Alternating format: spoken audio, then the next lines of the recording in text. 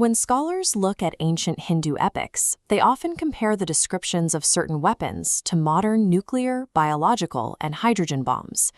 Three specific armaments stand above the rest: the Pashupatastra, the Brahmastra, and the Narayanastra. These armaments functioned as celestial forces woven into the theology itself, capable of leveling entire armies or even universes. However, this scale created a practical paradox. The warriors who earned these weapons were restricted from using them in standard combat.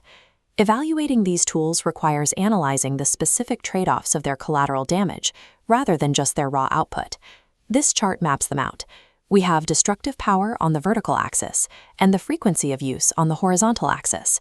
When we plot all three weapons, they cluster in the extreme top left corner, indicating high potential power but almost zero deployment.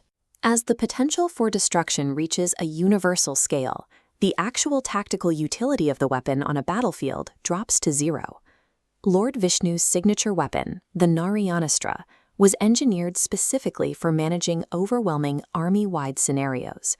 To activate it, a warrior utilized a sacred mantra combined with a physical bow. Firing it required the user to surrender control of the weapon the moment the arrow left the string.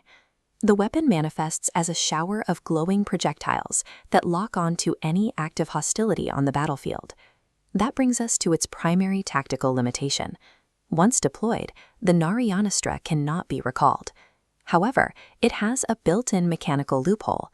If an enemy physically and mentally surrenders, dropping their weapons, the Astra's effects are nullified. This design reflects Lord Vishnu's divine mercy, ensuring that even mortal enemies have a chance to survive if they yield. The Narayanastra operates as a mass pacification tool, trading the guarantee of lethal kills for the total submission of the opposing force. Lord Brahma's Brahmastra was designed for precision strikes rather than broad destruction. This targeted nature gives a warrior a distinct advantage over the Narayanastra when facing a single, peer-level opponent. It also offers a strategic benefit. If battlefield dynamics shift, the user can successfully recall the Brahmastra after firing it. But it carries a severe vulnerability.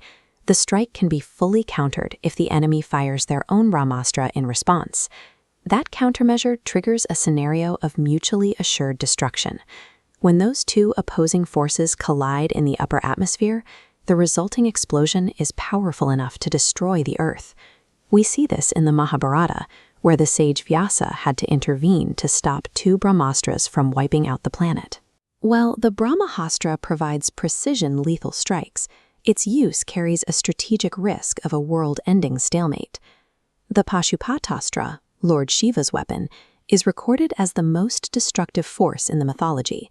Its activation bypasses the need for a physical bow or external tools entirely. It is a completely silent activation of power, suddenly igniting the eyes of the deity or meditating warrior.